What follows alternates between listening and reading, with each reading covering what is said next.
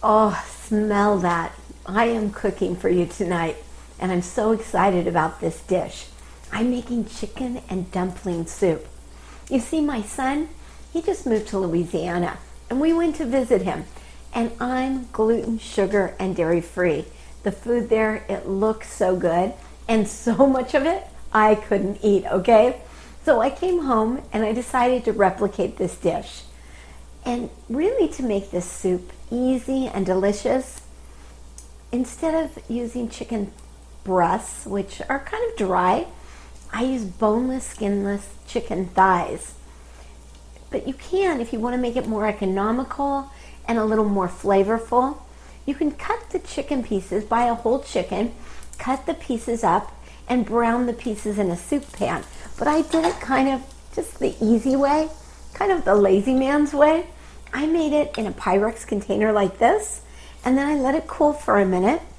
And rather than dumping it out onto a cutting board and chopping it up, no. All I did was I got my handy dandy kitchen shears and I chopped. And then I got my chicken in little pieces ready for the pot.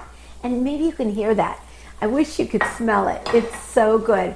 I started this really easily with a little coconut oil. You also could use ghee. I like coconut oil or ghee. Make sure you get extra virgin. Extra virgin because you don't want refined coconut oil. It just doesn't have the nutrients. You want extra virgin and refined coconut oil. Say that 3 times fast, right? And then you put that in, and I've already gotten this started, but I'm going to let you see it. These are shallots. I love shallots. You know, rather than using regular onions, sometimes shallots have a little bit milder flavor. And if you wanted to make this dish vegetarian, instead of using chicken, just use black beans. I did it for my 3 Months to Thrive group the other night, and they loved it because we have a lot of vegetarians in that group. And then I'm just going to put some sea salt and some pepper in just to taste. I really don't measure. I say less is more. Start with less and then see if you need to add any. You can always add, but I love putting my seasonings in while this is simmering. It just kind of locks in the flavor. And the secret ingredient in this is thyme. You can use fresh, you can use dry, but sometimes dry is a little bit easier. And I recommend you can measure it out, but I really like thyme, so I'm going to put a bunch of it in. I want this to be really flavorful, but I always measure in my hand and then put it in the pot just so you don't get too much. Next, I'm putting in some carrots. Just chopped up about 6 or 7 carrots. And then I'm going to put in some celery. There we go. And the last ingredient is garlic. Chopped up fresh garlic. See how easy all this comes together? And it's so delicious. Next, I'm going to put in some bone broth. Now, I use Bonafide. I get this at Whole Foods. It's just really easy. But there's so many bone broths out there. Just make sure that when you do bone broth, that it is organic. So I'm going to pour in the bone broth. And then we're just going to let this cook up. We're going to add the chicken. And then I want to talk a little bit about the dumplings. So we're going to pour all of this in, stir it up. You can see how easy that comes together. The dumplings, they're made with an arrowroot, some grain-free baking powder, aluminum-free as well. Make sure. It says right on the package so you can tell. And I like to put in some chives, some dill, just to give it a little flavor. And then some sea salt and an egg. And then I like to use a little coconut milk. You can use some almond milk, but I like to use the coconut cream. This is the brand that I get. You can get it on Amazon, and in the recipe I'll give you a link, or some almond milk. It's just a little bit thicker, a little creamier. This actually beats up and you can make it into a whipped cream as well. I put it on a lot of desserts that I make, but you have to chill it first. So stick it in your refrigerator or your freezer, get it chilled, and then whip it with beaters. It won't work in a food processor, but you don't need that for this dish. This is just great for the dumplings. It just makes them a little more creamy, a little bit more flavorful. So I cheated a little with the dumplings. Instead of mixing the dumplings together, I baked these on some parchment paper on a pan. It made it really, really easy. They came together great. So I'm just gonna let this bubble up and cook for maybe 15 minutes until all the vegetables are cooked. Then I'm going to throw in my dumplings that I already baked, put them on top, and I'm gonna come back and I'm gonna show you the finished product. What's so good about these dumplings is what happens is they take on the whole flavor of the soup. And it was pretty close to what the Louisiana version of this dish was. So I'm really, really impressed at what I did. You can totally change recipes. And like I said, if you want this vegetarian, no bone broth, use black beans instead of chicken, and you can use a vegetable broth. We actually did that in the 3 Months to Thrive, and the vegetarians were super happy. And then in this, we're going to add some arrowroot. Arrowroot just thickens everything up. I mixed this arrowroot with some water, and I'm going to pour it in. It's so much better than cornstarch. Did you know that 95% of all the corn in America is genetically modified? And what that means is you're getting freaking food if you're eating corn that's not organic.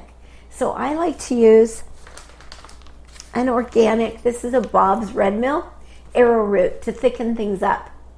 So we put the shallots in, we put the carrots in, we put the chicken in, and we're gonna let it cook up.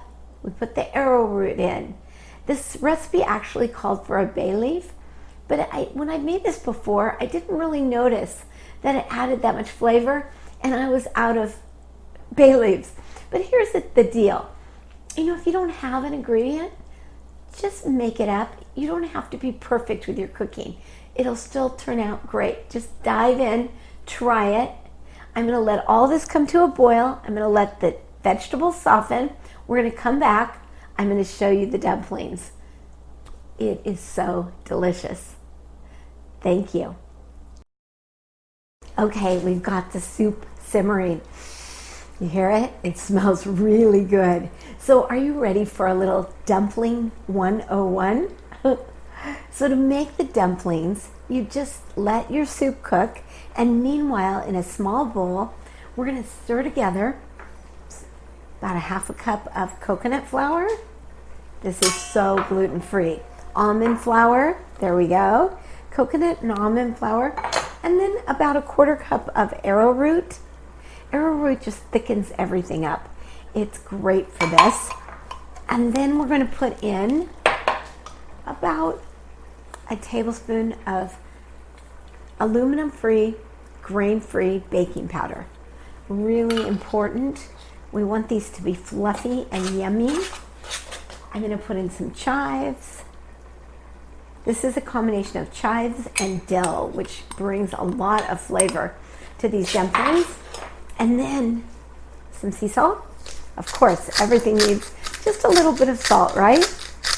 We're going to put all this in, and I'm going to add an egg. I've already cracked this, so I'm just throwing it in. And then we've got, the recipe called for almond flours, but I'm a little in need of something really rich and creamy, so I'm using coconut milk instead. Called for almond milk, and I'm using coconut milk instead. So I'm just going to put this handy little box in.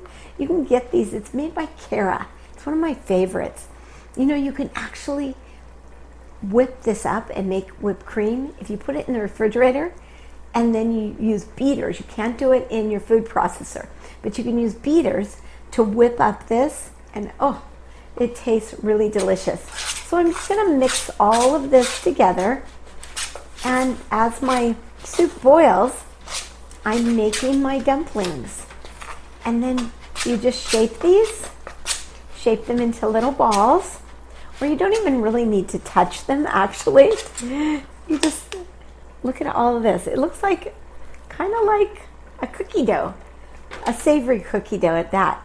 So I just make little balls out with my spoon, and I plop it into the soup. And these are going to cook up so hearty, so delicious. I cover them, so I'm putting them in.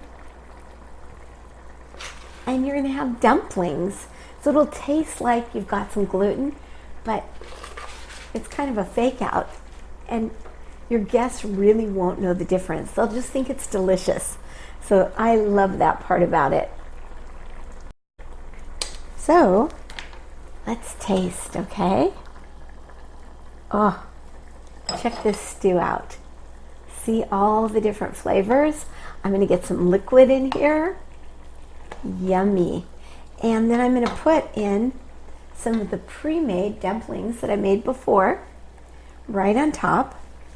I'm going to cover it with a little cilantro. You could use cilantro. I love cilantro. It just gives it a little spice. You can also use parsley. And look what we've got. This yummy chicken stew that really came together super fast. And you've got your dumplings. Enjoy. You've got the recipes, so enjoy the process. Enjoy the gooey fingers. And know that you are worth eating healthy, getting happy, and being delicious. I love you.